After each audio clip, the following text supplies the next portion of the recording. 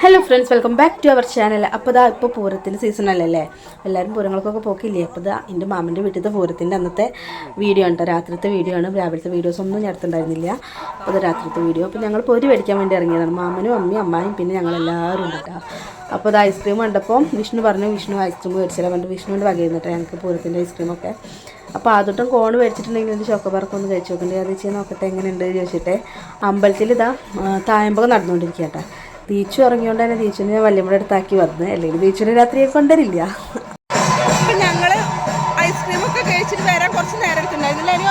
അപ്പോൾ ഞങ്ങൾ ഐസ്ക്രീം കഴിച്ച് വന്നപ്പോൾ നോക്കുമ്പോൾ ഇവരുടെ ഇവിടെ കഴിഞ്ഞിട്ടുള്ളൂ. അവരെ കാണിച്ചാൽ ഞങ്ങൾ കുറച്ച് നേരം ഇങ്ങനെ വന്നപ്പോഴും ഇവർ പൊരി മേടിക്കലാണ്ട് കഴിഞ്ഞിട്ടുള്ളൂ. പൊരി മേടിച്ച് കഴിഞ്ഞപ്പോൾ പിന്നെ അവർക്ക് ഐസ്ക്രീം വേണം. അപ്പോൾ പിന്നെ വിഷ്ണു വീണ്ടും അവർക്ക് ഐസ്ക്രീം മേടിച്ചു കൊടുക്കാൻ പോയേ.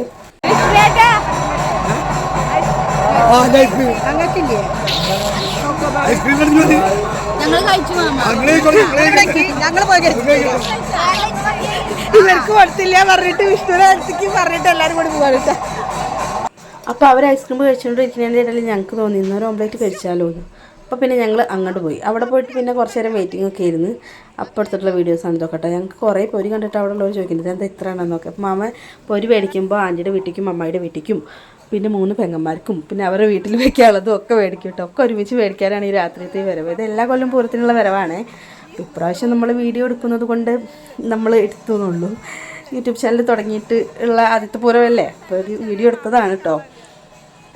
അപ്പോൾ അതാ ഞങ്ങൾ കഷ്ണമൊക്കെ മുറിച്ചിട്ടാണ് മേടിച്ചിട്ടുണ്ടായിരുന്നത്. നല്ല ചൂടുണ്ടായിരുന്നു. എന്നാലും ഓരോരുത്തർക്ക് ഇങ്ങനെ തിന്നാൻ ഭയങ്കര ക്ഷമയിൽ എല്ലാവരും ഇരിക്കണമൊക്കില്ലേ, നല്ല ക്ഷമയിലിരിക്കുകയാണ്. അപ്പോൾ ഒരെണ്ണം കഴിക്കാമെന്ന് പറഞ്ഞു പോയാൽ ഞങ്ങൾ പിന്നെയും വാങ്ങി കഴിച്ചിട്ടാണ്. ഇത് മാമൻ്റെ വീടിൻ്റെ അടുത്തുള്ള കുട്ടിയാണേ.